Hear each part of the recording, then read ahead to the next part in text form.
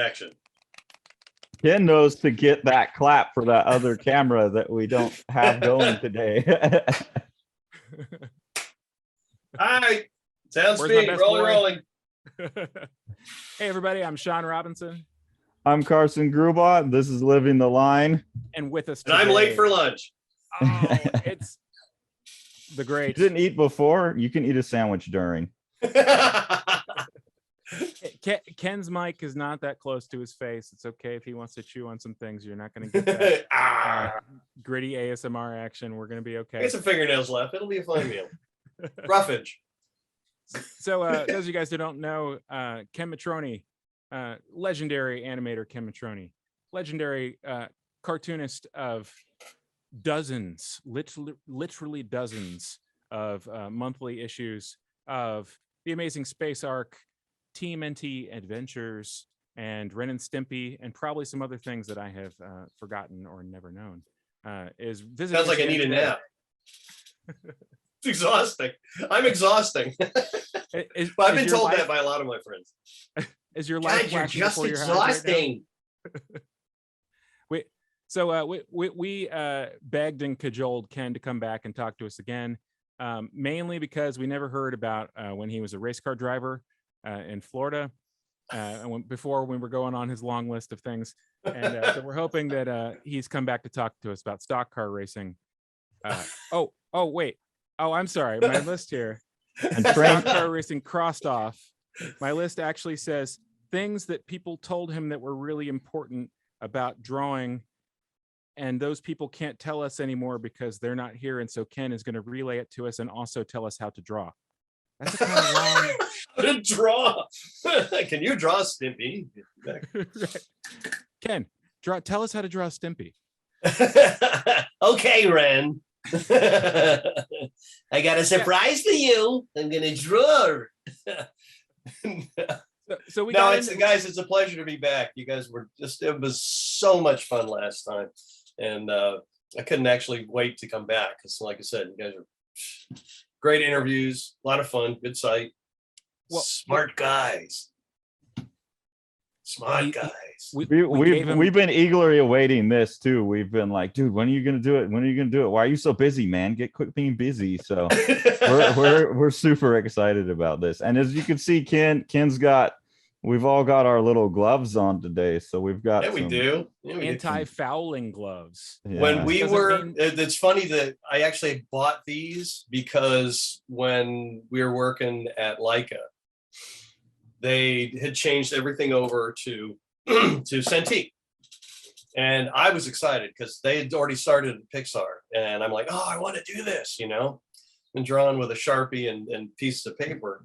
And then this is funny. I started, we got it all set up. And I went, I got my stylus and I went like this. And I went, oh God, that feels terrible. And it was, so your hand was getting sweaty and it was hot. And I'm like, I hate this. And then I went, wait a minute. When I was when I would paint cells and stuff like that, we would put on a cotton glove. So I called down to what they called like a house, which is where they used to do all their commercials and all that sort of thing. I said, you got any cotton gloves left from the old days of painting cells and stuff? I'm like, yeah, I think we got a couple boxes. I'm like, I'll be right down to get them. And so I cut my gloves like this, and I went, oh, that's nice. My hand is cool and I'm not getting any drag. I'm not getting the thing all filthy. And then, it started to spread. All the other guys were just like, oh, that's cool. And I said, yeah, give it a try. Because some people were resistant. They're like, no, I like being miserable. Yeah. But it's great because it just made it feel terrific. And then all of a sudden, these started popping up.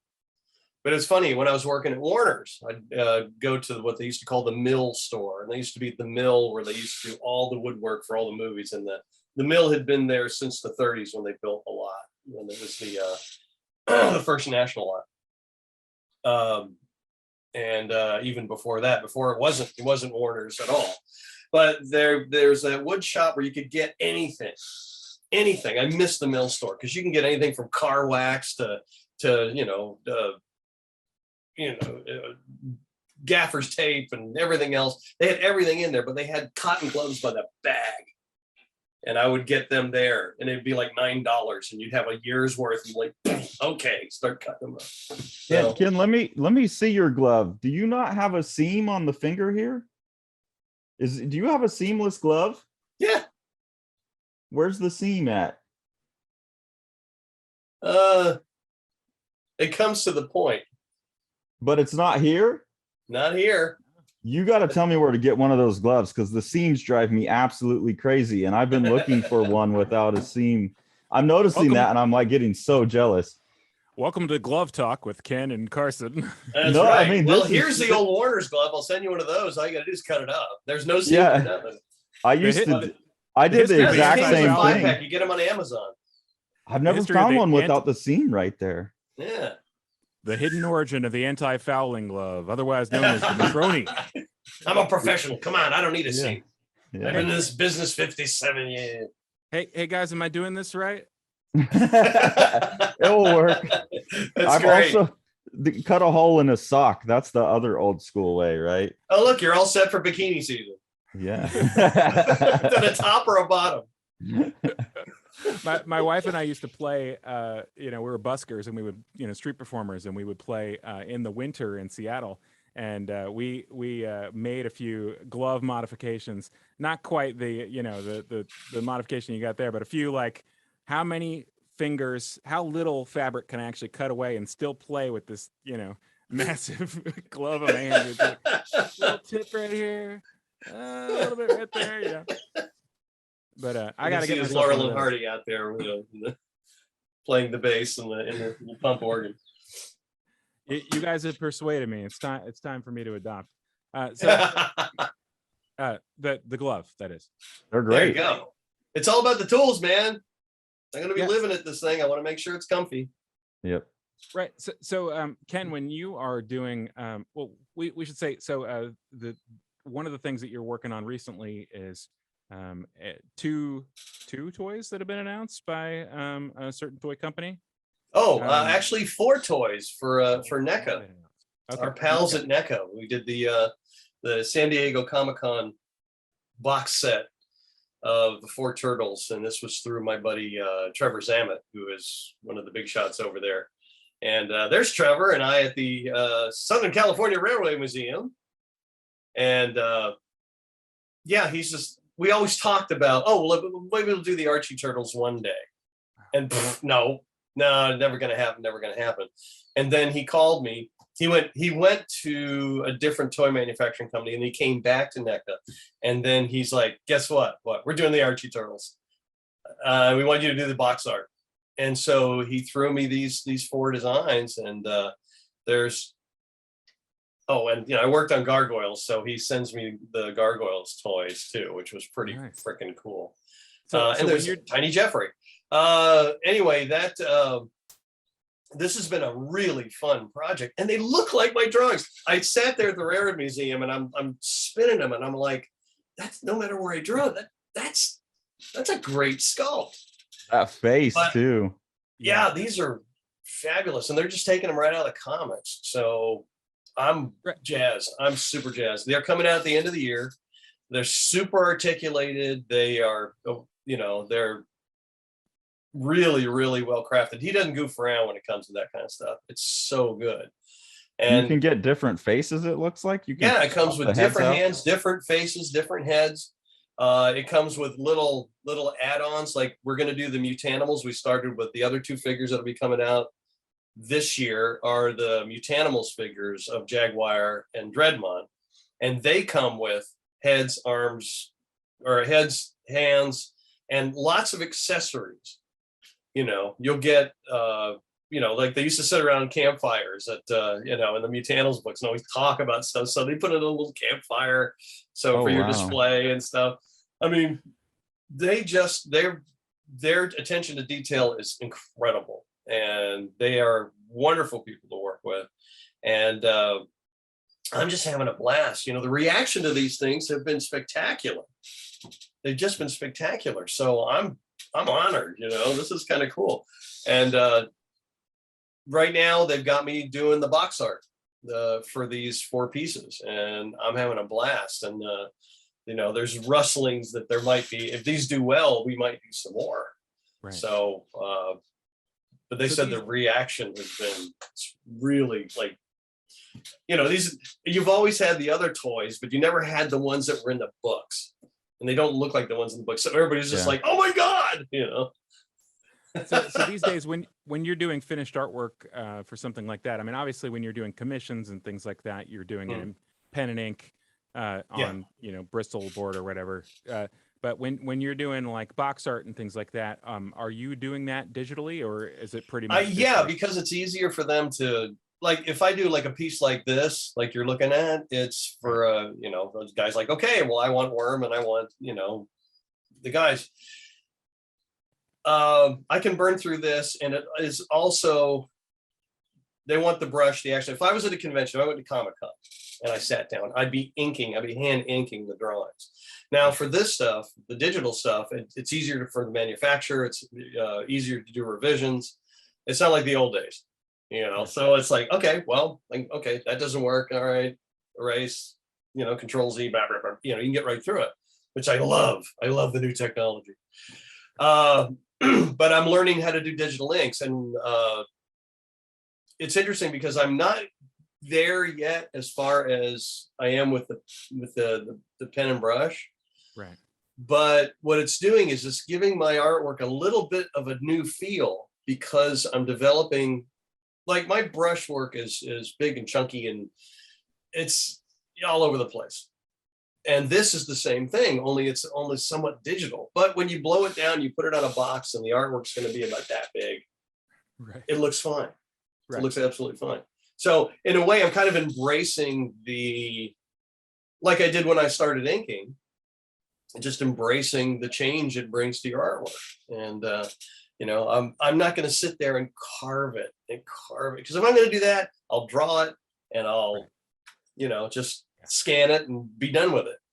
But this works out, but I kind of dig it, you know. Kyle Carrozza, my boss on Magiswords, he inked the box set box that we did for San Diego, because I was supervising director on his show, and he wanted to do something, you know, because he's such a big turtle fan and a great guy. And I said, go ahead, you can ink this. You do great digital inks. And so he knocked that out. He's like, I can't tell anybody this because it's a competing studio, you know, so we had to keep it quiet. But it came out great. And God, the reaction at Comic-Con was over the moon. It was that show where I showed up and everybody lost their mind. And it was like, wow, this is cool. Yeah. But I sat and signed cases, I mean, big standing cases of these things at Comic-Con. That included a head sketch. And then when people came up to buy the stuff, I was at the register, and I would sit there and like, oh, how you doing? And I'd do the signing. I'd sign it. What character do you like? You know, oh, I want Wingnut Screwless. Okay, so I did a little head sketch. Boom, next. Boom. I did that all day. It was fantastic. So, you know, I hope this is going to be good for them. It's great for me. You know, it's as a you know, a job-to-job cartoonist. You know, this was a nice nut for the past 2 months. You know, animation doesn't start up again for another month or two. So between doing this and commissions, it keeps the lights on here at the house. It's fantastic. And we'll show some commissions since you're doing the commissions. Yeah, starting next week. Yep, this is all people ask for, like these, like this one. My buddy, Mr. Dr. Lawrence, he's just like, I'd like to re-envision the scene that Chris Allen did with your Slash. And I'm like, oh man, you know, because Chris is such a great guy and just a giant, you know. I'm like, I hate to mess around with him. He's like, yeah, but I want your version of Slash, and just kind of I was like, okay, fine, sure, why not? You never know what you're going to do with these commissions. A lot of people are getting covers done. I'm redoing these covers, and look, there's Jack Benning. There's more stuff. Yeah, stuff like this, just re-envisioning the old covers. I mean, it's expensive. These aren't cheap, and they take a lot of work. Yeah. But folks want them up. You know, they want them in their houses and their collections. Yeah. And it's been signing a ton of books and stuff like that. You know, they're like, well, how much do you charge to sign a book? I said, send it to me. I'll charge to sign something. You know, it's my pleasure. You already paid to get the book. You paid the postage. I'm not going to go, throw me another $20 so I can scribble on it. Speaking of books as well, we didn't get to mention it last time. Yeah. Ken also has a novel out, Fedo Morgana. And while I was sick over spring break before all my duties kicked back in, I got to read it through half of the book before I had to go back to school. And it's a really enjoyable book, and it took me to a place that I was not expecting as well.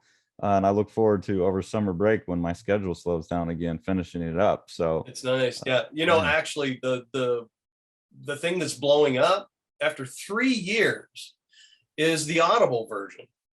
We are very lucky to have McLeod Andrews request to do the voice. And he's one of the top voiceover guys around and just a sweet guy. And yeah, he knocked it out of the park. He did all the voices and everything else. And Blackstone, our publisher, started their business as an audiobook company. So we had the best in the business and we had the best place to record. So yeah, Audible's still killing it with Fedo Morgana. It's wonderful. Awesome. Good to hear it. I'm glad you got halfway through. Where did you stop? Was it when they crossed over? I don't want to give it away, but like the story takes a dramatic turn. It was like it shifted from what I thought it was, basically. Yeah, the type of book that I thought it was. That was the hardest part of selling the book, because the plane flies into another novel. Yeah, and a lot of the big publishers like, no, we're not going to do this again. We've gotten bitten so many times. And Blackstone's like, that's cool. So like, okay, our literary agent said, all right, well, they want to go for it. Do you guys want to go with Blackstone? And we're like, sure, why not? You know, they're being good to us. So awesome. It was fun. But yeah, the hardest thing was to sell that. And when Steve and I were working on that, because Steve's the author, Steve's the writer. I mean, he and I have done so many things together but this was a time to jump into his realm. And I never ever thought that I would have a book in like Barnes and Noble in the, literary area, not science fiction. It's a science fiction book, but we weren't marketed there. And it was wonderful to walk in and just be like, for a guy who's horribly dyslexic, to say like, you got a book on this. It was great. But yeah, when Steve and I were talking, I told him, I said, yeah, grand rule of making these movies is, we got to love the characters first. And that's, if you don't love the characters and want to follow them, we're going to have to build this opening of the book so you really fall in love with the guys. So when the movie goes that way, you'll follow it with the fellas without worrying about it. You want to hear what Brobin has to say about this new world, and Farley and the rest of the guys, the whole crew, because they're all characters. And the other hard thing is just keeping it going with those characters so you don't lose all 10 members of the ship. Yeah. So the reason you're all about the Audible one is because you literally can't read the own book that you wrote. Is that what you're telling me with the dyslexia? Pretty much. It's good to have that option. But dude, it was an honor and just a surprise. It was a great ride. And that debuted at Comic-Con the same time as the Turtle box set. So I had a great 4 days at Comic-Con with the Fedo Morgana signing upstairs and the Turtle signing downstairs. That was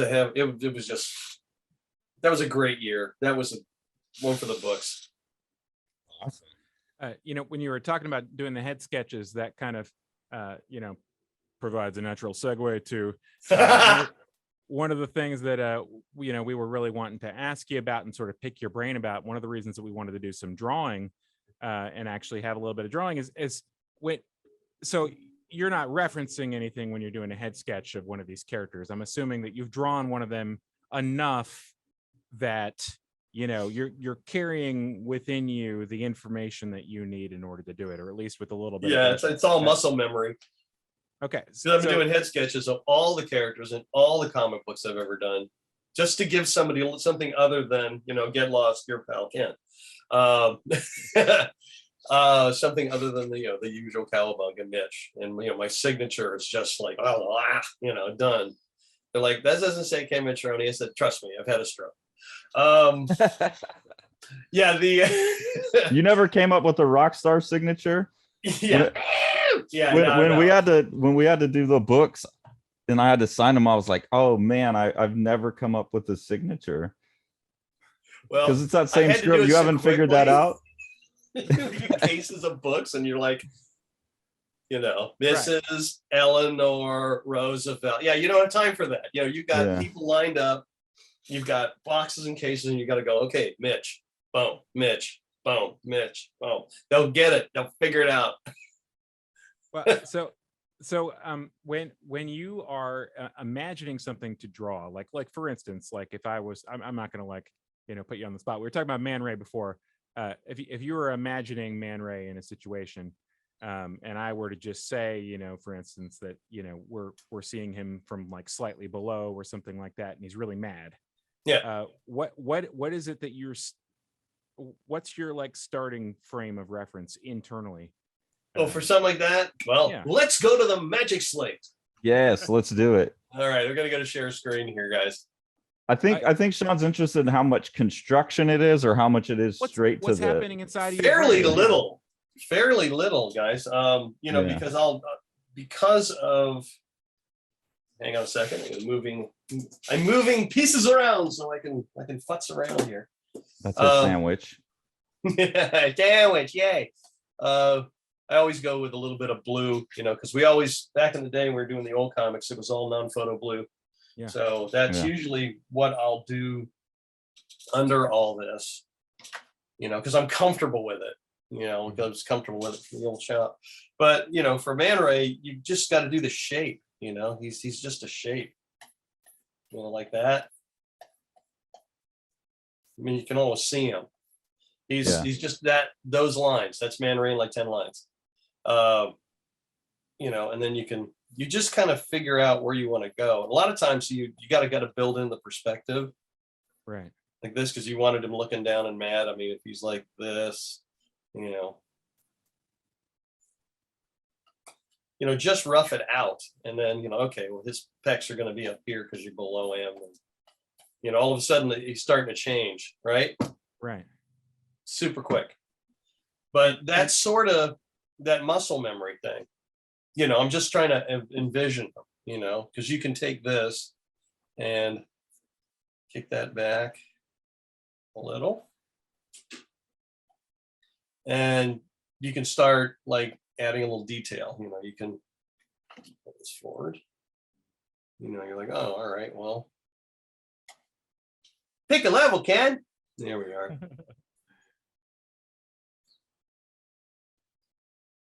But if you can see,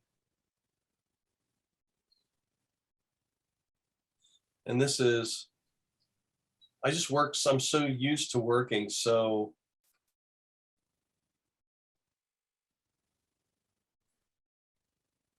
I think part of the curiosity is because you were telling us like, oh, I'd bang out the cover over my half-hour lunch break. And it's like, man, is he just picking up his brush and going right to it? Or like, yeah, well, this is how I see. Yeah. And that construction that you were doing, I mean, it seems like there's a certain amount of feeling out that you were doing in those first few lines. It's almost like you're working from the interior to the exterior. Oh yeah, absolutely. You get your construction going, and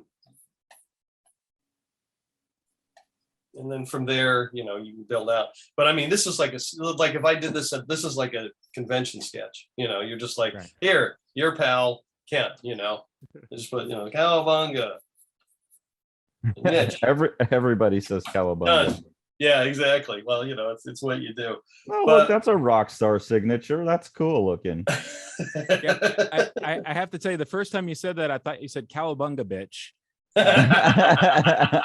And I don't know. I kind of dig that. How people would respond to that. Yeah. If I'm just doing like the regular, I found out that this is kind of funny because I've worked so fast over the years, and I found out that was my deal. That if I was if I'm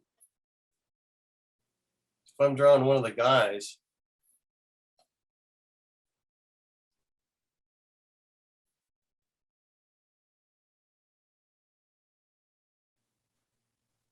See how fast I'm working? Mhm. Yeah.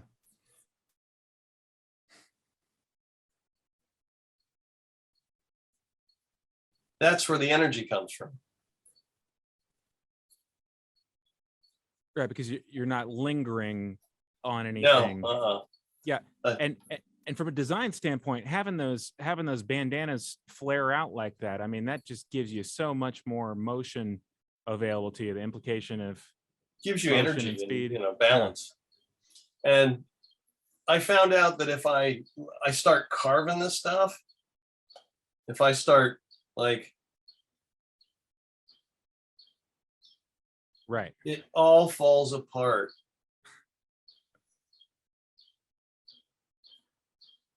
It just doesn't work. There's no life in it. It just feels, you can't. There's no energy there. There's nothing. Yeah. It's lifeless. You're just goofing around. So when how much life drawing have you done? Did you find that to be beneficial to you? Oh God, yes, absolutely. Well, you got to know where if you're drawing the arms. It's funny because I've kind of adapted that Jack Kirby good enough. I'm not doing, Howard Pyle. I'm not doing, Mr. Loomis, whose book I use, Right. of course. But you got to know that the stuff is here. What makes that work? Sure, the volumes may be off, it may not be perfect, but the mechanics of the muscles and everything are still there. I mean, you can still see it. It's still in there. Yeah. There's right down to like, I'll occasionally I'll put in a collarbone, just to make an accent work. It's right. Anatomies. Yeah, you gotta have something to build on. My buddy Tom Morgan, watching him draw the Marvel stuff, it's that same thing. Watching him draw Captain America is stunning, or Iron Man, or any of this other stuff. He's got such command and control, and he knows all the the Marvel legs, with the shaded kneecaps, and then the calf muscles that come down, and then he's got all that baked in for years and years and years of doing this stuff. And you're just like, God, Tommy, how the hell do you do it? And he does it as quickly as I do this. It's just repetition. Well, and it's interesting to see your journeyman work on Space Ark, and to see how much stylistic similarity there is to the Teenage Mutant Ninja Turtle Adventure stuff that you did. And even down to some of the design things, like we were talking about, like you've got the characters with the large ears. I forgot the name of the fox. Character uses those ears in the same kind of way, where you use them directionally, or break up the space. Yeah, he's the Space Ark guys are all structured out, but it's weird because they're all based on they're all based on styles from different studios. Oh, interesting. I mean, Captain Stone was, when I designed him, was always based on a Warner style. And also the Fox and Crow stuff by my mentor, Jim Davis. Are you comfortable telling the story that you told me about the convention where you realized the cultural impact Space Ark may have had? Let me see. What was the story again? We can cut this part out. Yeah, and also the bunny character. You were with somebody and you both. Oh, you mean the furry stuff? Yeah. Talking about furries. Yeah. We had no idea. We had no idea that, because the furry movement was going at the same time as we were doing this, but we hadn't heard about it. And Boyette was doing his raccoon book. He was doing Architect of Sleep too, but there was no furries. There was no convention. It was someone, I guess, an underground movement. I don't know, but we all got adopted by the furries, and we're just like, wait, what the hell? You know, who are these guys? But I mean, it's been fine. I did a convention in San Diego, and everybody was like super cool. You know, it was all fun, and a lot of them were my friends, and I had no idea that they were all into this stuff. So, but they kind of adopted Space Ark, and I was, you know, they're going to show props and love to Space Ark. I'm like, yeah, hell, absolutely. This is kind of interesting. If you look at Barker, Ensign Barker, you know, he's more Stone is more of a Warner Brothers looking design. Barker, his design is kind of interesting because he is built.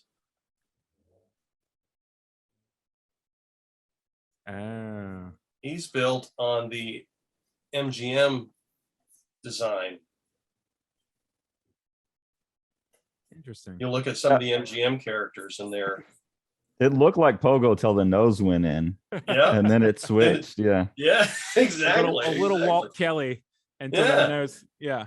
But yeah, he's based on that. You know, the you know, Bolts the robot, he's just your standard. His design is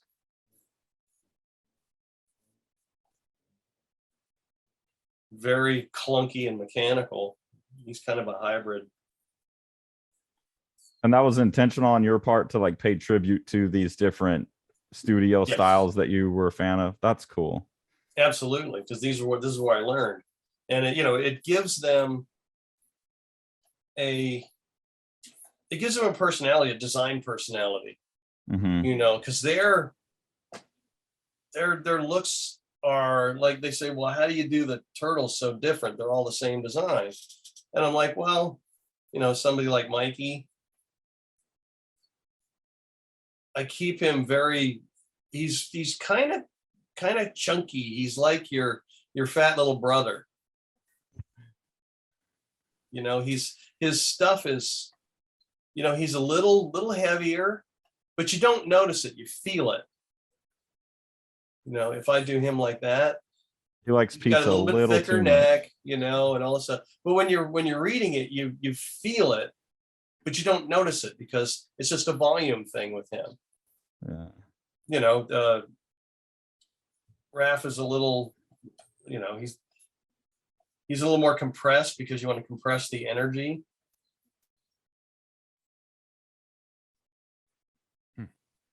So his design is more squat. You know.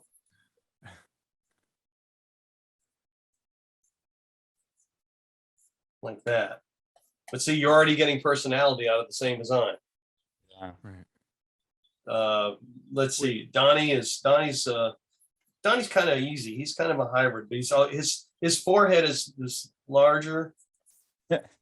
You know, he's the smarter one, so he's going to have you know, a little bit more going on. Mitchroney. There we go.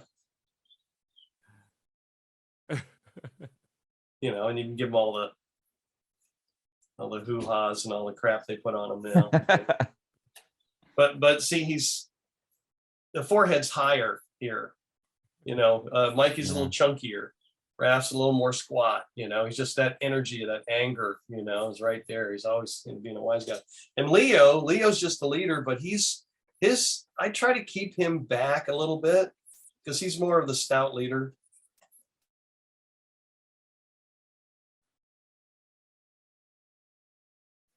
Which means that his attitude is going to be forward. See, the neck would be forward, the chest would be forward.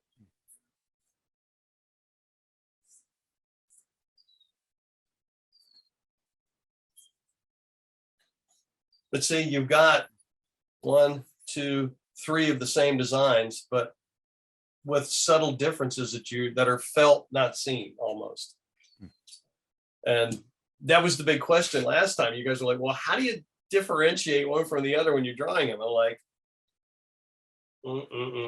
this is how, you know, energy, weight, stance, and physical attribute.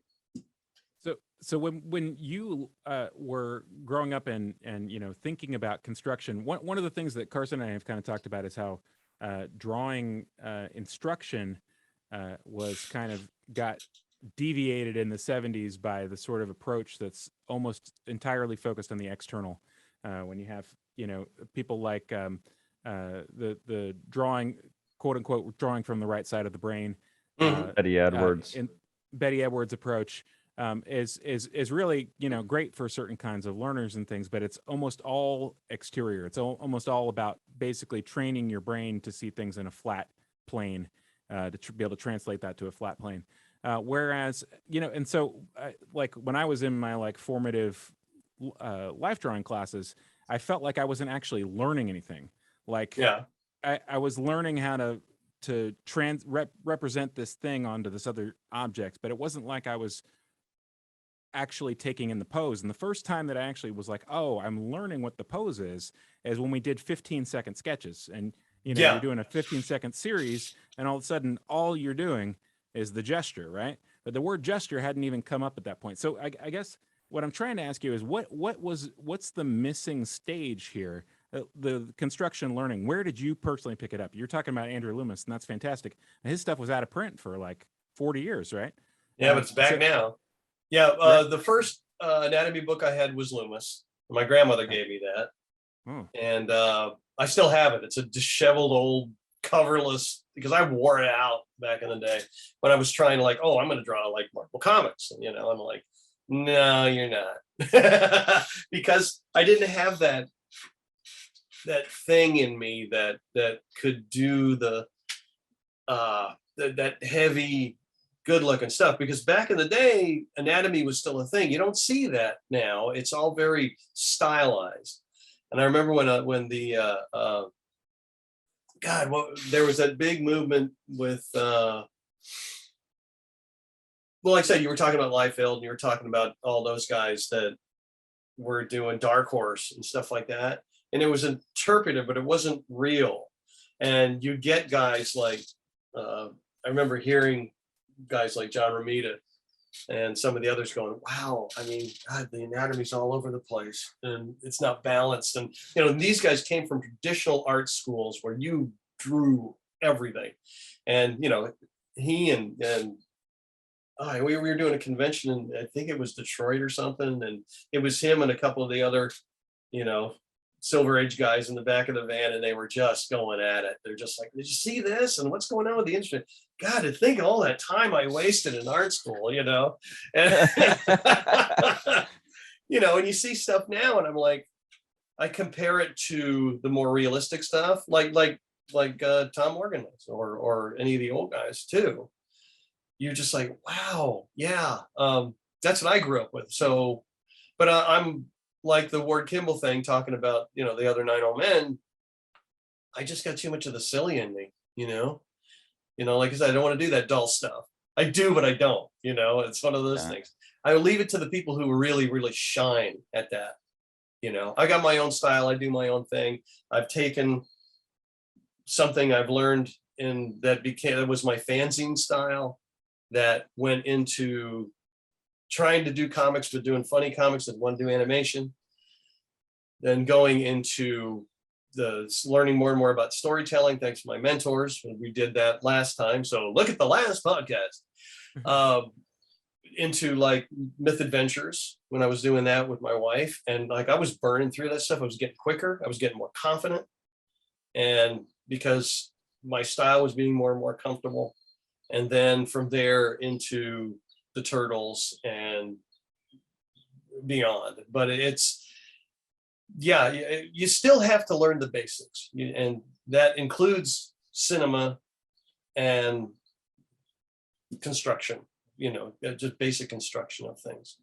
I just wonder where somebody learns that now. I mean, it's just interesting. We've poured through like famous art school, models and like sorry, I'm not saying the word right. Instructional books. Constructional books. What was the name of the right away course that I still have a bunch of them up. Oh, do you? Those modern illustrating for cartooning, those Yeah. ones that we got. Modern illustrating for cartooning, and then the famous artist school. Oh yeah. Their manuals. All those things featured construction, but it just seemed like it just disappeared for a long period of time from the sort of. Yeah, we also had the Preston Blair book. That was a big deal. Preston Blair. Okay. Yeah, the Preston Blair book was the Bible for all of us a long time ago. You had to go out to the shop and build your own animation table and learn how to shoot the stuff and all that. But the basics of line of action, which goes to realistic drawing, superhero drawing of that line of action, you still have the follow through and all that.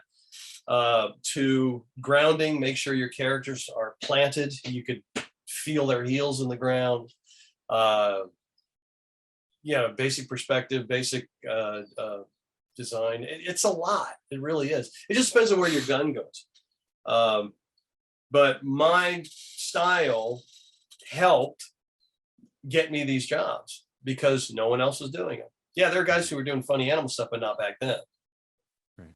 There weren't any funny animal comics. There were the occasional things up from the back in the day, but in the early 80s, there wasn't any funny animal comics other than Cutie Bunny.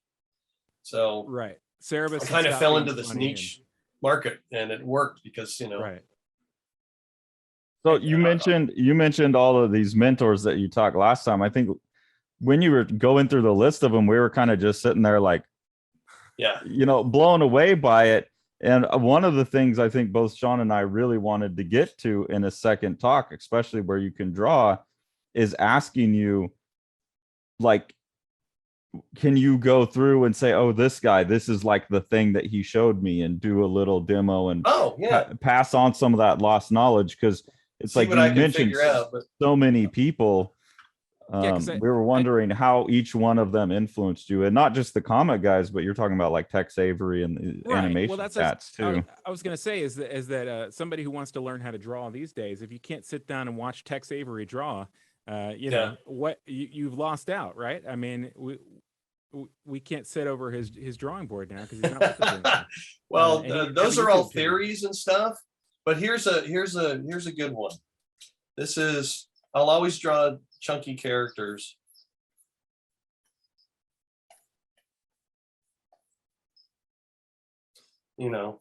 They're this kind of big dynamic that I'll do.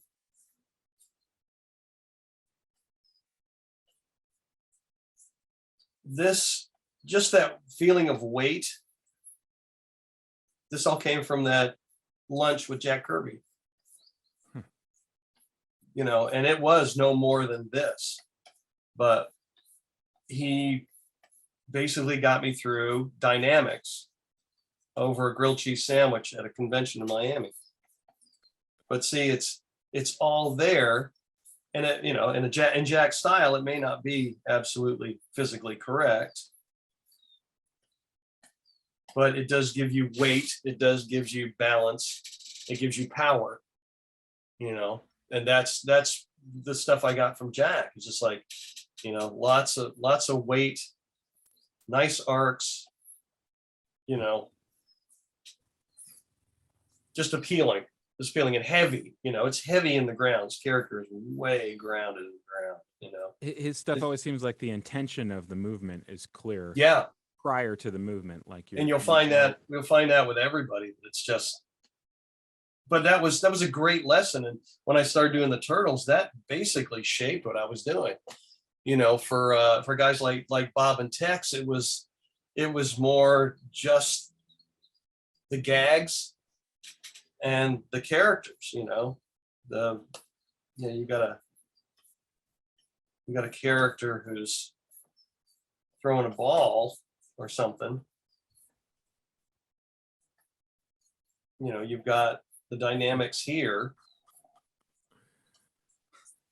but it's all this. It's all the dynamics of your pose that came from those guys, and attention to detail. It was funny when I was drawing one of our Space Ark characters, Kitty, and Bob Clampett. I sent him the first issue to look at, and she was, you know, your typical Warner style cat. Nice. But the deal was, Bob's like, do you have any notes on any of the stuff? He's like, yeah, put whiskers on the cats. He said, what? He says, yeah, put whiskers on that cat, you know? So, damn, it's a cat. He was right. You know? Attention to detail. Attention to detail. A lot of the stuff that I learned was like with Will Eisner, that was all inking. That was all ink stuff. That was all, you know, the finishing. If you have all the stuff, it was all about light. And it was all about heavy lines here and thin lines up here. You know, if you're going to be doing somebody's hand, you know, just how to balance this stuff out and find out where the light is coming from and how it's affecting this and how it's affecting shadow behind it. You know, just it's all this kind of stuff. It's real nuts and bolts stuff. It's not magic. There's no magic shape or anything else. It's just mechanics passed down. Like if you were building a motor or something, you know, and somebody's like, well, this is how you profile the head for that block. All right, well, how do you do it? Well, this is how I do it. I'm going through that right now with the relearning running a steam locomotive up at Tilden Park, because I'm like, oh, I haven't done this since I was in my 20s. I've run diesels and stuff like that, but I haven't run steam locomotive, and we're learning again. And it's all new technique because everybody's got a new technique, and they've learned from mentors. They learned from mentors how to run this stuff.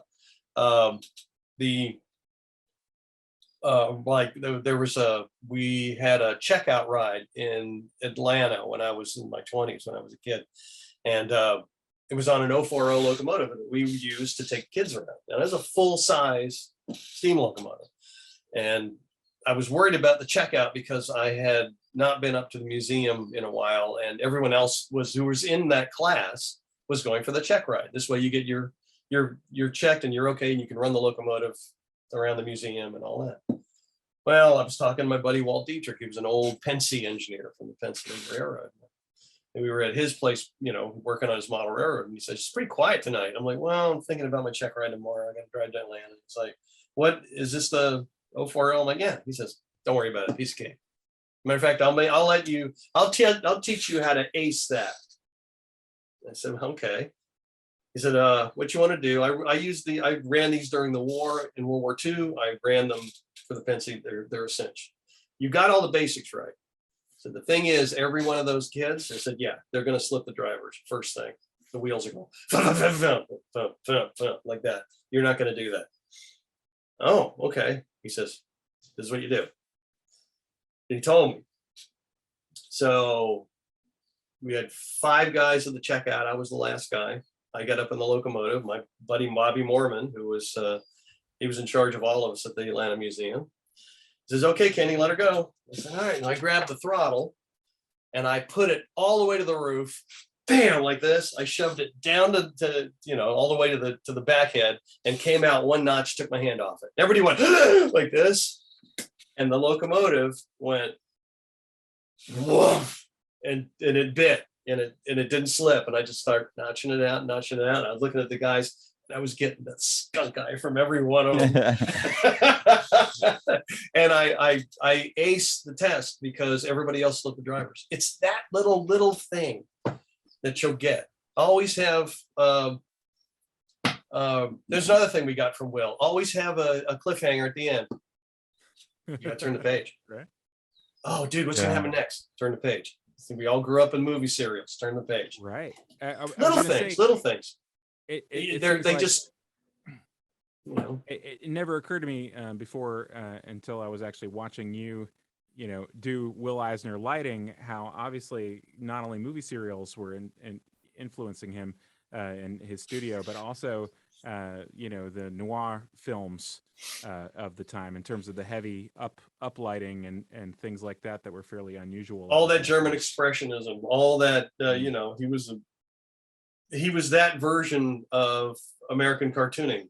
You know, you look at Will's, you're looking at John Huston's Asphalt Jungle. You know, you're looking at The Third Man. You're looking at you're looking at all this wonderful film noir, all this like early stuff, like, you know, Mildred Pierce lighting in there, my Mike Curtiz. You're looking at the Mike Curtiz songbook there. Yeah, well, that's where it's all learned. It's all, you know, these guys all grew up on silent films and into the early cinema. So, you know, their eyes are all attuned to that. It's just that Will had it. I mean, he just brought it to this, you know, brought it to the medium. It, you know, he owned that section of the medium. And you can look at it and go, wow, that's Will. God, look at the rain on that tenement house. And you can smell that dank kind of alleyway. And, you know, sure, there's like silly spirit drawings in there and, you know, all this kind of stuff, but surrounding it is just this beautiful ink work and balance and light. And you're just like, oh, I love it. I absolutely love it. Interesting that, you know, Dave Sims' sort of take is that Kirby and Eisner were inhabiting two different funnels of cartooning. And that sort of American cartooning ran with the Kirby funnel and sort of left behind the Eisner funnel. I mean, obviously it doesn't seem like it's that simplistic, but it did seem like the sort of Kirby dynamism dominated for a really long time. Yeah, well, I mean, it just continued on with, you know, it's just you learn from this, and then the next breed of cartoonists come out. You know, the Golden Ages developed it, the Silver Ages took it, you know, and we just keep going. But it's still in there. It's still in there, and everyone influences everybody. You know, you've got to have I remember Bruce Timm, when we were working on Tiny Toons, Bruce had this big book, and it was all Alex Toth, this big Alex Toth swipe file book. And I remember he hit all of us up. What Alex Toth stuff do you have? I'm just, you know, and Bruce just gathers, and then he starts working it, trying to figure it out, and he just makes it his own. But yeah, I gave him some stuff, Garrett Ho gave him some stuff, Mike Casala gave him some stuff, and he just had this thing, and he just opened it up and he just draw out of it till he figured it out. And then because of his animation style, he developed his style, which is based on a handful of people that he really admired and studied. And I mean, you know, but Bruce, you know, he does it tomorrow. Like all of a sudden he started, I'm going to learn how to do caricature. Well, hell, you know, in a week's time, there were disgusting caricatures of all of us all over the place. Just wonderful, you know, wonderful stuff, you know, but he was adapted. You know, he looked at Kirby. I mean, you can see Kirby in his work. You can see Alex's work. You can see, you know, there's a lot of styles that make up Bruce, but Bruce still owns that style because it's the stuff he learned by doing into his style now, you know, which is great. I mean, he always wanted to be in comics and finally got there. Because I was the only one doing comic books and we were all working at Warner Brothers. So he would prefer that, because a lot of people are like comics and then they want to do the animation like the other way around. He was coming this way. That's interesting. Yeah. I just, you know, I wanted to do movies and then that didn't work. And I always wanted to do animation and that didn't work. And then I wanted to do comics and that worked, which brought me into animation, which brought me back into filmmaking. So it was one of those things you had to fail and fall and like get to that point of desperation. Like, there's no way I'm going to do this. I'm in Florida. Nobody knows where I am. That's still doing freaking fanzines. I hate this. This is just, it's not moving along. And then all of a sudden you get that one little break that does it. And it's just a phone call, you know, it's a phone call. I wouldn't have been at Pixar one for Jeff Pigeon. I came by, I had my studio in Florida. I was shutting it down because things weren't working out. He says, hey, we need people in Toy Story too. I went, okay.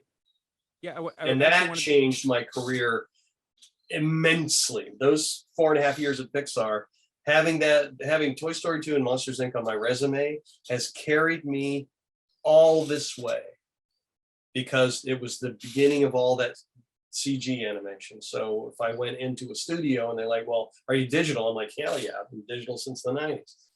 You know, same thing I said about Floyd Norman. They're like, is he digital? I'm like, he was digital before I was digital. Toy Story 2 is an interesting one because, you know, one of the things we've been talking about terms of imagination and pre-visualization and what are you imagining beforehand and what's happening in response to the marks that you're making on the paper.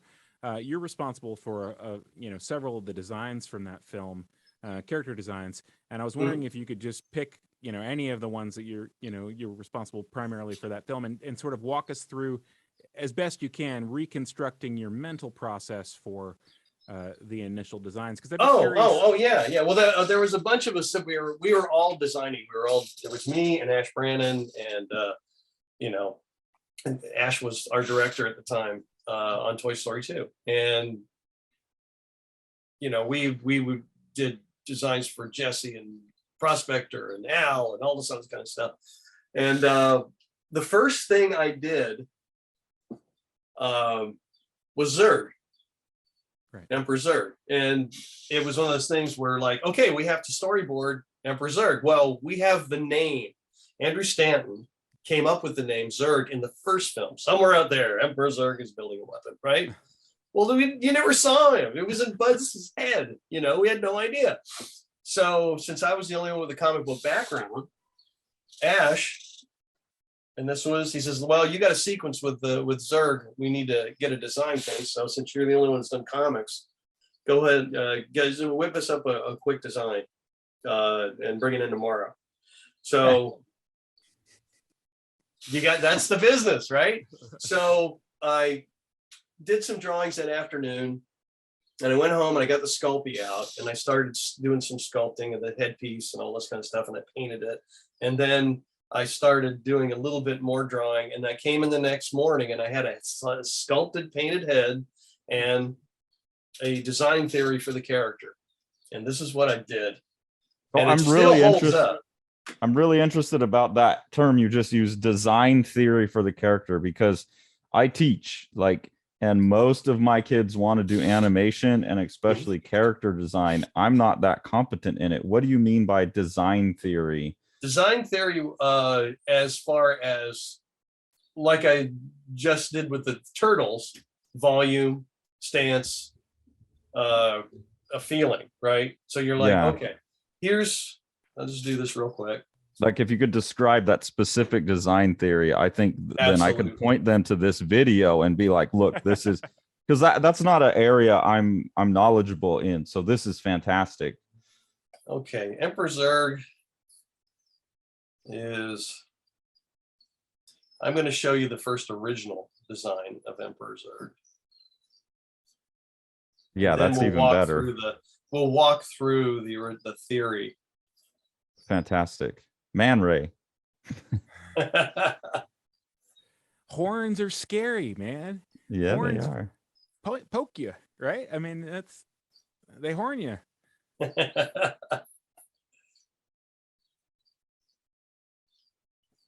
Okay, this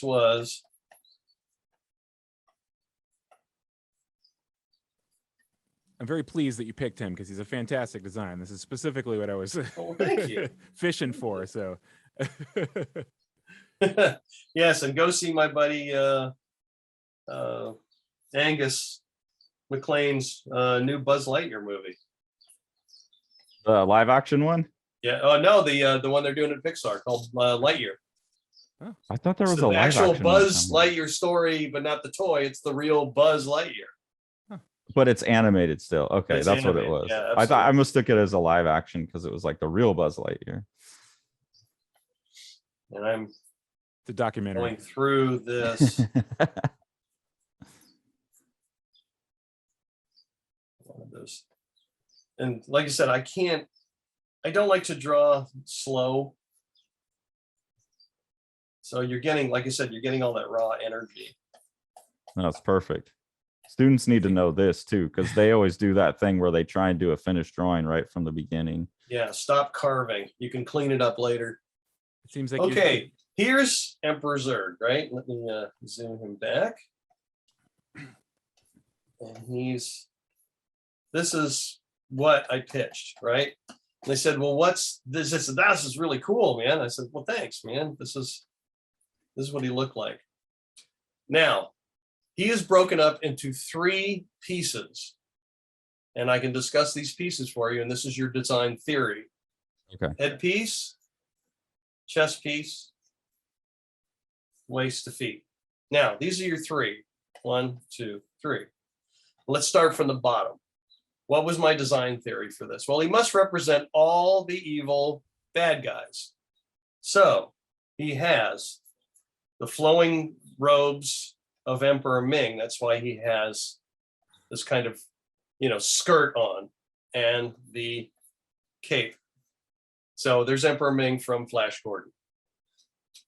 Right here, we have the chest of Dr. Doom.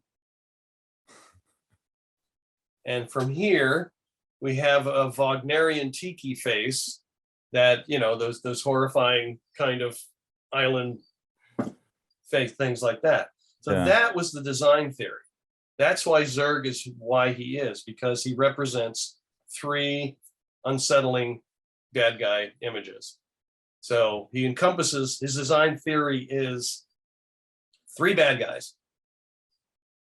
And you find it helpful, like you would be telling students, I assume, that the more they know about the history of all of these characters, the more you can pick and choose and make a theory like that. Absolutely. Now, this is what happened. I got this done. We used it. It was great. I did the crew shirt with Zurg. I did all this kind of stuff. And then when we started to get into production, then I was put with the amazing Randy Barrett, who was in the art department at Pixar. And Randy's like, I love this design, but this is what Buzz sees in his head. This is not what we need for the toy. We need to now show the toy. So what Randy did, and let me get the opacity here.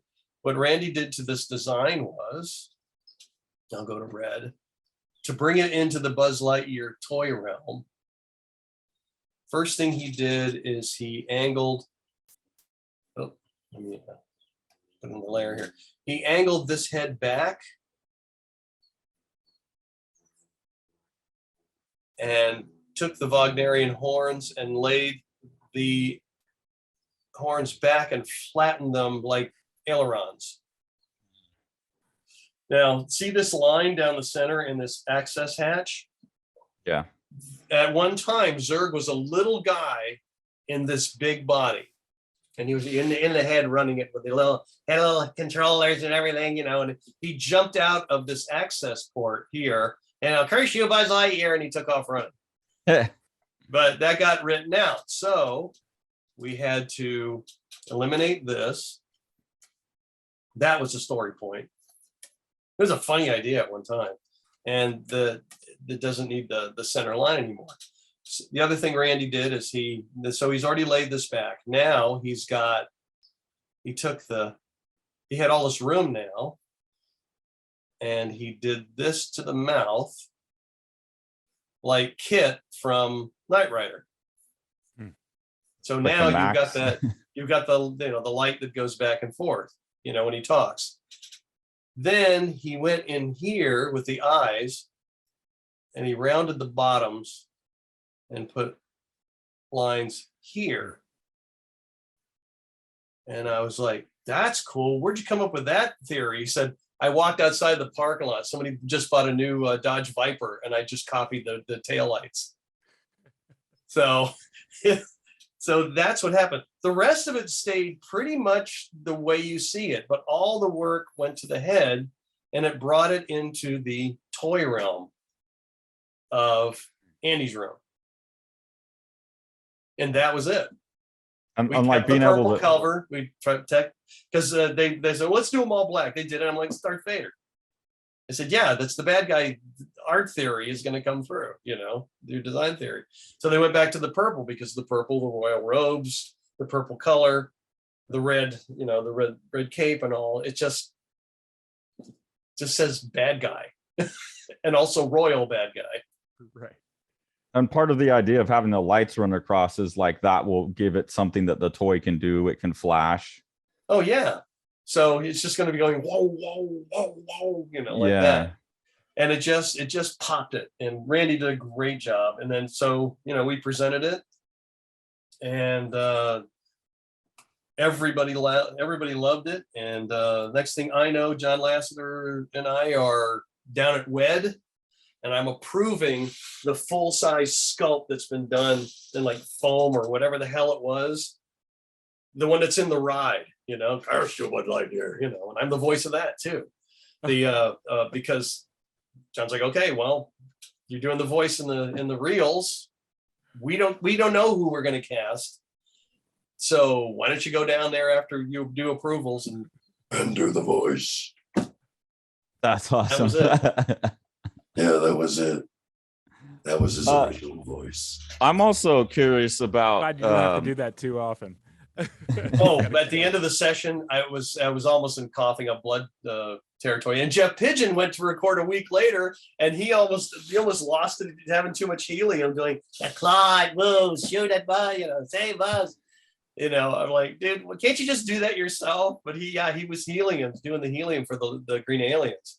Because Pigeon does a lot of the voices in there. Yeah, and he was just like, I don't know where I was at the end of that recording session. You got to take vocal coach lessons with the people who help the death metal singers. That will help you out there. Oh my God. Yeah, this is really hard to do. That voice is really hard to do. So, and to keep it constant. And it's funny because they're just like, can I get you some tea or something to loosen your throat up? I'm like, no, if it does, it's going to go away. Right. You need that phlegm. It's the phlegm, the glottal phlegm hanging on there that makes you able to do it without shredding your cords. You ask for yogurt. Yogurt, right. But that's also the joy of working in the studio, because you don't know. I was if you're going to get those voice gigs, I was doing Oliver Hardy for my team on Magiswords. I was pitching a scene to my story guys. I'm like, no, the landlord has to come in like Oliver Hardy from Hogwild, where he has his hat on and he can't find it. Where is my hat? It just, and I started acting it all because they're just like, they're learning about comedians and old comics and all this stuff. But I had to pull it up and all that, and I was doing it, and Kyle was watching me through the door. It's like, we were going to cast somebody else for Mr. Pachydermis, so why don't you just do Oliver Hardy? I have nothing to say. And that makes it different than that blustery landlord, then where's my rent? Give me my rent. You guys just you're like, okay, I've seen you 1,000 times, but you haven't seen him going, I want the rent. It just changes him, you're like, okay, that's a cool character. And it's funny because I was in the booth with Gray Griffin and we were recording the episode, and Gray does, if you know Gray does voices for, she's like Wonder Woman. She's Red at the park, the new pirate. She's, oh my God, the woman is everywhere as far as this stuff, and her voice, and she's just so incredible. So we're halfway through the session, we're taking a break, and Gray leans over and she goes, what is that voice you're doing, Kenny? I said, oh, it sounds so familiar. Yeah. It's Oliver Hardy. And she just went, oh my God, how come no one's ever done that before? And I went, I have nothing to say. Keep it in the back pocket. I love it. Well, I absolutely adore Oliver Hardy anyway. He's one of my favorites. And, he's a good Georgia boy. So, he's the funniest guy in the world to watch. So funny. Anyway, but I digress. Drawing, yes. I'm really curious too about like the storyboarding aspect of it, because we were chatting a bit after the last one, and I was telling my partner Tori that you were involved in Toy Story 2, and so I was asking you about, were you involved with this scene and whatever, and then you told me that you were responsible for the cone scene at the end of the movie, and she about died because that's one of her all-time favorite scenes. So I'm curious too about the visualization process in that, and if you could show people, because I went and we had to go rewatch it immediately afterwards. She's like, oh my God, we got to watch that. Yeah. And there's so much timing stuff in that scene, and like the cars swerving around them, and the inside and the outside of the cones, and like when you're pitching a scene like that, and then when you're Yeah. storyboarding it, what's all of the conceptualization processes or skills that students could build that would be helpful in those type of situations? Well, that's very much a Keaton-esque scene in a way, like Buster Keaton. It's a mechanical gag, and I'm a good mechanical gag guy. I always have been. I'm a good prop comedian. I can, I just think that way. I'm just very mechanical. Like, it's not about answering the phone. It's getting to the phone or getting the phone and the phone doesn't work or whatever. And as far as that goes, I got called into one of the rooms where they were trying to come up with a gag about how to get the toys across the street. Right. And they've been at it for a while. And there were drawings up like, oh, we can have them go up the post and hit the button. They get on Slinky and Slinky can push them up and they can hit the crosswalk button. Or we had them doing the arm and arm over the power lines, and all that. And they just weren't happy with it. It's just lying there. It was dull. There was just kind of dull. And so in that meeting was, we always had conceptual artwork everywhere. And there was this nice long, painting of the toys looking at the toy barn from across the street. And I was looking around like, okay, how do we get them over there? How do we get them over there? How do we get them over there? And they were still talking. And I just grayed, the sound just goes away because everything's clicking and there's no pressure on you, but you want to solve the problem so you can move on with the movie. And at the far left-hand side of that painting was a crossbuck and a couple of cones all the way down. And I looked at it for a minute and I went, let's put them in the cones. And they're like, what cones? I said, if you put them in the cones, these cones down here, see the cones down there? Yeah, put them in the cones and then they can go across the street and then they won't know what's going on, but they'll be causing absolute mayhem, because they're like, this is gonna be great. No one's gonna see us. We're cones in the street.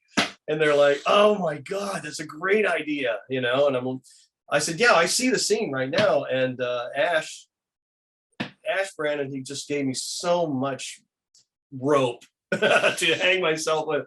But he's like, okay, well, and I was the senior story artist. I was head of story for like 10 minutes while they got a regular head of story, which is Dan Jew. And then I became senior story guy. And so it's okay, well, you want to board this? I'm like, yeah, let me grab a couple of guys. And it was me and Charles Kegel and John Mead and Jeff Pigeon. And we were the ones who started that sequence. And everybody took a section. And we just boarded, we talked about where we wanted to go, how to get them there. And it was just a gag fest. Charles was like, what if Potato Head steps in some gum? I want to do that one. And I'm like, oh, that's a great idea, because that builds the tension. He's trying to get the shoe and the things rolling off. And it was like mashed potato time. It was inspired, but that's the thing. You got when you're conceptualizing, even if it's not a gag, if it's something dire, like when I drowned Mickey Mouse, it was that thing. It's just dire. You have to think, you have to switch gears. You're not doing a gag filled cartoon. You're drowning an iconic character, but you have to build the tension up, and also you got to have a tracheal cutter like Gary Marshall said. Got to have a tracheal cutter to cut the tension. I think the audience will hate you, Kenny. I miss Gary. But it depends on where the scene is going, where you want to go with it, and where you see it, as far as conceptualizing. And then as you're boarding, you got to start thinking about your lens language and your blocking and your staging and all this sort of thing. And you do your camera downs, which is that's the next thing I do. I'll do thumbnails. I'll do little gutter thumbnails. I'll show you that. And I learned this. Yeah, I've seen those on your Instagram. So I think those would be very instructive to see. Pop into the one where all three of us have. Oh yeah, go for it. For this. Let me get out of this. Do you have the links for it? Yeah.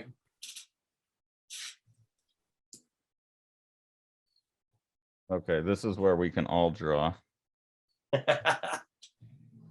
Okay, so let's see. I gotta hold on.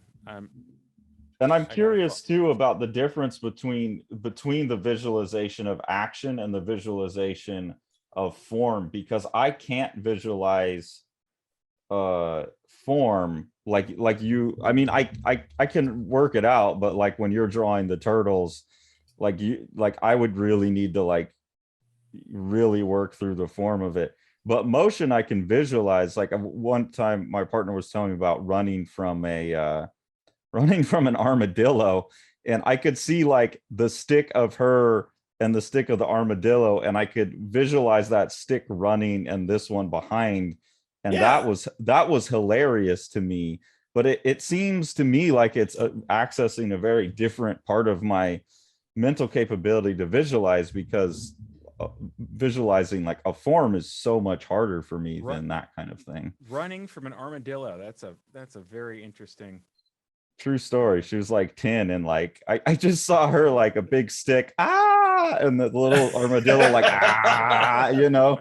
And but then to visualize like the form of her, you know, like like I don't know, like that's so much harder for me, you know. Very That's different kind of thing. yeah, so I'm curious because Ken seems fully capable of both, like what his experience with the differences are or how they connect in his brain. Are you asking Ken to do a up view of the Tori camera running away down? from an armadillo? Yeah, I mean, if Yeah, he well, wants you know. to, that would amaze. Yeah, like how would you place the cameras? However he wants to do it. Ken, I put the link in the chat on Zoom because we refreshed it and it created a new. Oh, okay. So you're doing something new. Okay. It created a new link. Open chat by clicking. Yeah. We should say we have neutered Ken's pen, so he only has a Sharpie now. No size Well, I'm trying to get back variation. to where I was. We have pressure sensitivity, but we want to But no have skill. some kind of handicapped advantage. Do you see that or not? Is that coming through? Was that No, you? you're not in No. there yet. Oh, I'm not in there. Oh, okay. Let me get out of there. In the Zoom chat, there's a link. I'll post it again. There it is. Coming up. Come on, Grandpa. Hit the right button, Grandpa. We're still all figuring this out. Yeah, but we found this is Aggie.io for people who are interested in what we're using. There's Ken. Yeah. And it's a online whiteboard that does allow pressure sensitivity unless you're on a Macintosh, I guess. Right. Yeah, whereas I'm that. Yeah. I have a nice Sharpie. Will Eisner would not be happy with your. He would not be pleased. No. How do you add pages to this? Oh. So I can get rid of that. Yeah, and I think if you just hit Control, this is a great time to be boring people with me, figuring this out. No, this is great. Isn't this wonderful, everybody? Well, as far as the visualization thing, I mean, normally what you'll do is, you've got your script, and there are the lines and the dialogue and the lines and the dialogue, and I'll read through it. And I did we go through this last time? No. And you kind of did like yeah, like this kind of thing. Margin notes. Yeah, gutter thumbnails. Yeah. You read, and if this line and this dialogue gives you a picture, yeah, absolutely. Mm-hmm. You just do like, okay, I see the guy here, I see the guy behind the table, and that's all. And you don't do any more than that. Right. You come down here like, I'm not seeing it. Oh, okay. But when you get a picture in your head, trust it. And just kind of do a rough, like, okay, that's what I want, but I want this piece of information right here joining them. Okay, great. And you just keep going. And then once you're done with that, then you can go in and start combining this stuff in continuity. You can start figuring out what the bridges are, but you don't want to try to go from here to here, because you'll lose this strong visual image. You'll be too wound up in all the mechanics. So you do that later. So, once you have your idea, then you go and look at the, you look at what your set is, find out where this is going to take place. There's a lot to consider at this point. And if you haven't built a set, I mean, Yeah. would you do like an elevation?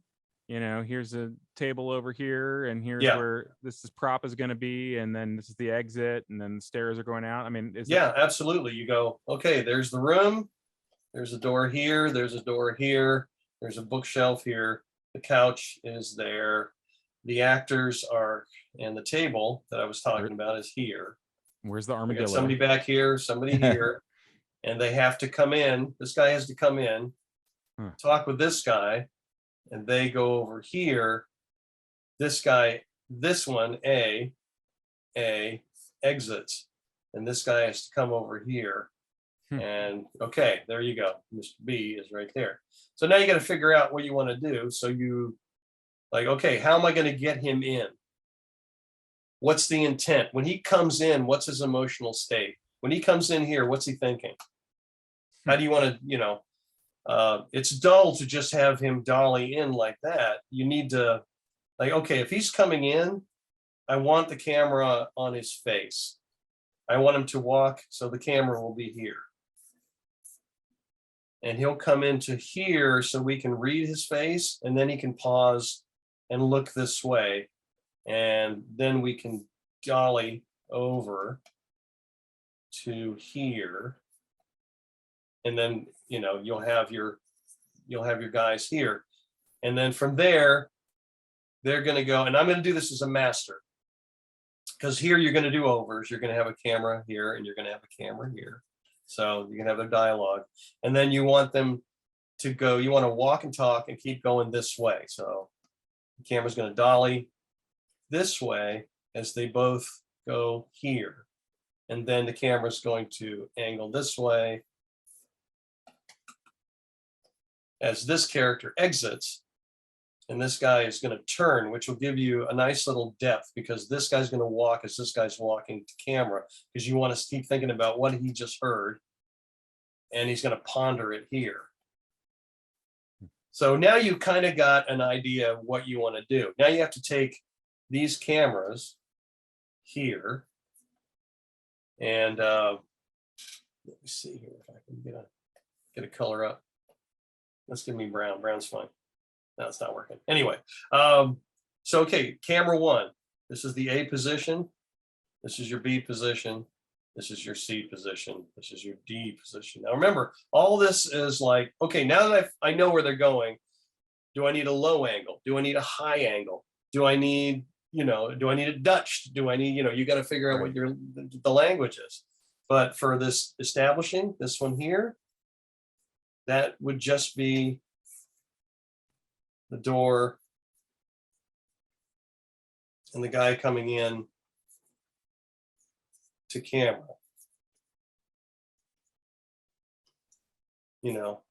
Right. Good thing is what you've got is you've got a compositional element. You have a door frame. He's coming up into it, and he's going to be, camera's going to be low, so we get a little bit of a power shot. And the door frame is going to go right to his eyes. So what you're going to get is something like this, where the eyes are here. And this is helping you by focusing. This is focusing on his eyes. See what I mean? Yeah. You got to think about all this now. Okay, from here we're going to dolly, which means that he will turn like this, out of this, and be big in frame, but we're going to keep with him just a little bit as bulk in frame.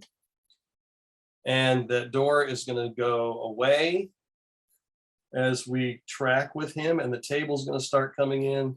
And this is just, and he's going to walk into this shot with the guy at the table.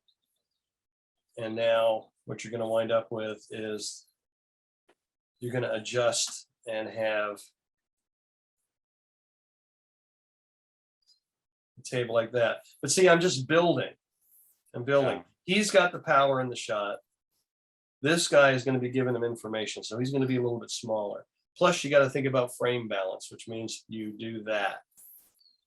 He owns this side of screen space. This guy owns this part of screen space. He's also in that. They do the rule of where you do this, and that's like for portrait photographers. Yeah, You're going to rule want to thirds. kind of keep putting them in these things, and that's terrible. If you look at, do I have my?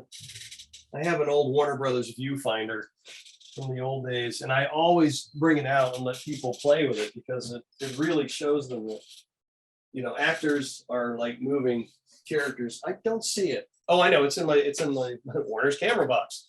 But in it is as you look through it, and this is the viewfinder all the directors use, John Huston and Mike Curtiz. In it is that's all there is. If you look through it, you get to see the scene. And if you watch a classic movie through that, you'll see the balance. As a matter of fact, in my film talks to the students, I said, okay, we're just going to watch a beat picture from the 40s. And what I want you to do is that.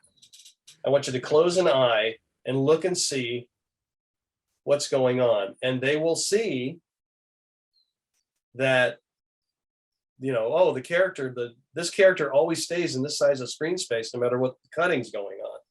And you'll see that, moving them around just in this cleaner area works incredibly well. But you have to figure out about balance. You have to figure out where you want them to land. So we're here now. You see all the work though? Yeah. It's a lot of visualization. From here, they're going to walk over to, they're going to do the pass off, right? So, running out of room. And it does not erase very well. Anyway, from here, they're going to walk over into like a 2-shot where they're talking, and this guy's gonna he's, look, don't worry about it, everything's gonna be fine, kind of thing, right? Our guy is over here, and he's gonna walk away, and we're gonna watch this guy walk down that hallway, and then our actor here is gonna pause. He's going to turn sideways and he's going to pause while this guy disappears and exits. And now what we're going to do is, okay, I want to change this. Now I've been on tights. I'm going to go, I want to add a camera, because what we need to do now is show isolation. We need to show this. And his buddy's left, the room is empty, and he's got time to think, but we need to reestablish where we are. So we do a wide here. And then from there, he can walk to camera.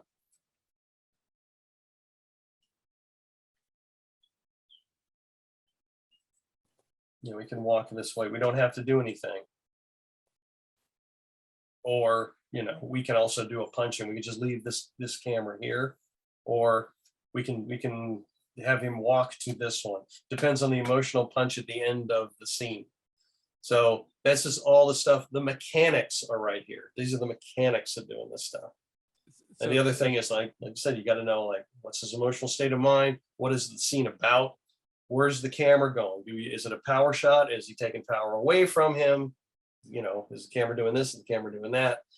But it helps, and it all comes from building off your thumbnails. Because if you're like, well, I got lost, I went over here and I went over here, I can't figure out what the hell I did. You go back to your script and you look at your gutter thumbnails and you're like, oh, okay, that's where I wanted to go with this scene.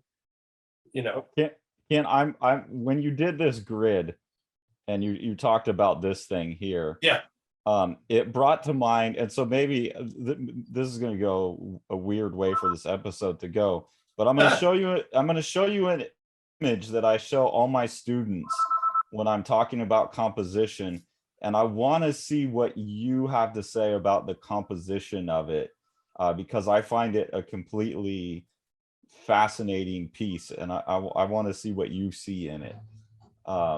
so I always have my students look at this image when I'm talking about composition and then try and create a conversation with them. And it's because you split the thing into like sides that it made me think of this. So how would you describe this image in terms of what you're talking about here? And like, what do you think, what do you think they were doing with the composition here?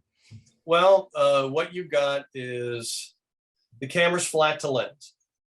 Being flat to lens, it means the characters and everything are flat to the lens like that. They are not very dimensional. Homer's looking flat to lens. I mean, it's just a very, it doesn't have any depth to it. That's the bad thing about it. But then again, it's a Simpsons episode. That's sort of their deal. What you have here, let's see, what layer are you on? I don't know if you can draw on this. I wonder if I can't. All right, well, I'll do it. Wait, hold on. Let me copy image and see if I can paste it into here. That would be interesting. That'd be insane. That'd be cool. This Aggie.io, you guys are awesome. Thank you, folks. That's great. Let's see. Okay, here we go. See if I can do my thing. Yeah, what you got here. Okay, let's just do our grid, right? There you go. There's a lot going on here as far as some of the compositional elements.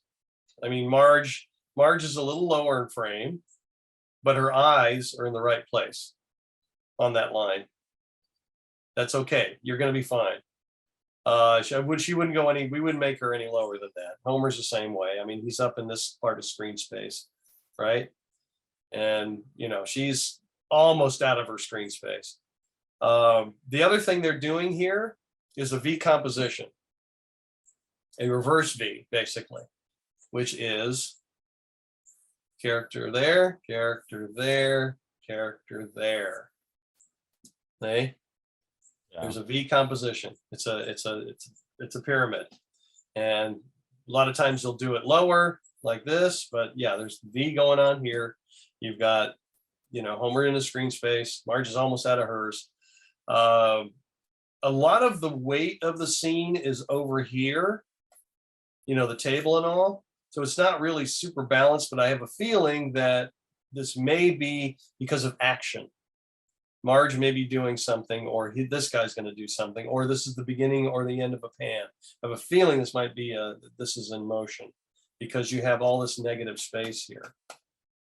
I mean, they balanced it out and they put the background elements in.